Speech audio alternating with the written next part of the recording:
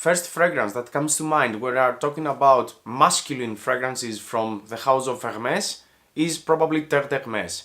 Is it though the only one worth mentioning? Aren't there any other masculine good fragrances from the house of Hermès? Fragrance review coming right up.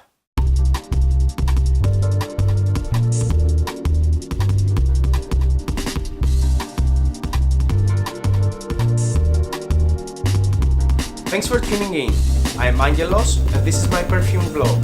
I am a Greek fragrance enthusiast, aka Greek perfume aficionado. I hope you find my videos here interesting. In that case, please feel free to subscribe and turn on the post notifications to stay up to date with any future updates. As you obviously seen from the title, this is a new video series that I would like to introduce in my channel, and together we are going to explore and find some underrated, under the radar fragrances. I know we usually tend to speak about more popular fragrances, but there are some hidden gems out there worth checking for sure. With that being said, today's fragrance is Rocabar from Hermès. This beautiful bottle.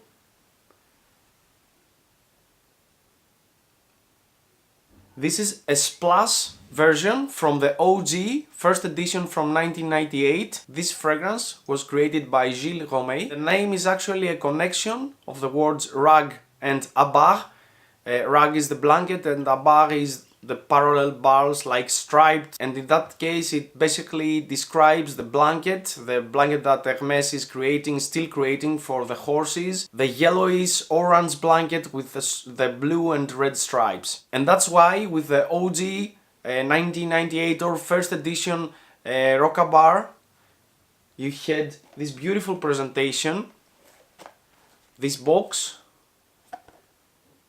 These are the colors, and this is supposedly a leather stripe which actually holds the blanket.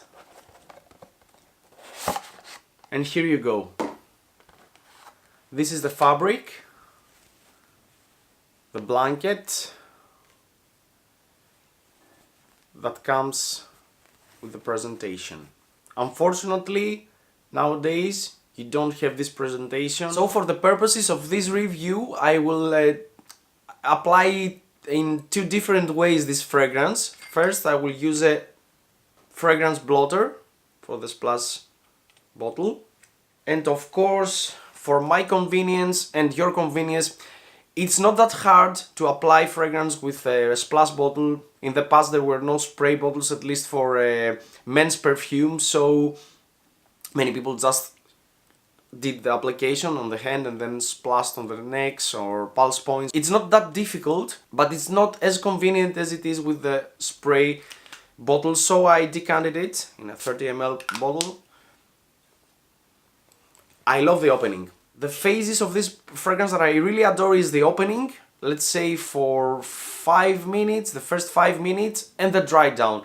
I don't care so much about the mid phase, but I think that there is not such a huge statement mid-phase in this fragrance. So the opening is very lemony. It's very... you get that dry gin feeling from the juniper berries and tons of fir and cypress.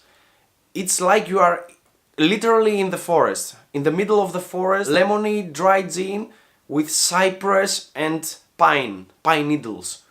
And you are very smoothly transferring to the base notes actually. The main player and the most prominent note after this lemony, piney smell kinda fades out, it's benzoin. Benzoin has this very smooth, sweet and resinous at the same time smell. So this smooth, resinous and a tad sweet smell combined with the lemons and the beautiful green foresty notes you get from the cypress and the pine needles, the whole combination is just out of this world. And when you move to the dry down, you get a beautiful cedar wood. I think there is also a little bit of oak moss. And the funny thing is that when this came out back in 1998, people, at least in my country, used to wear a lot Acqua di Gio from Giorgio Armani. They were L'Odyssée from Issey Miyake, Angel Man or A-Man from Thierry Mugler, or Le Mal, of course, from Jean-Paul Gaultier. So that's why I think this fragrance, when it came up, it was not so revolutionary and modern like the other fragrances I mentioned. And that's why I think it stayed a little bit under the radar. Back in the day there were other styles that just showed up, and like the aquatics, androgynous fragrances, not the heavy masculine fragrances. This is like a fragrance from the late 80s or early 90s, but a little bit more calmed down. I honestly think that if this fragrance was released like 2 or 3 years ago as a niche fragrance, everyone will be raving about it. You can find it online not so easily as Terre d'Hermès or other most popular Hermès fragrances. I saw that 100 ml right now will cost you, I think, 105 euros. My bottle is not so easy to find nowadays, but thankfully there were 2 other reissues. First one was this, and of course the latest one, which is like the typical Hermès bottle with a different sticker indicating the perfume name. Performance wise, I think it's more than decent, lasts for quite a long time on my skin, and when I say quite a long time I mean like 10 hours. You won't get a wow factor with the projection, that's for sure, but you get easily 2 to 3 hours and a good sillage, so I'm totally fine with that. I would highly recommend you to try this fragrance. I'm sure you will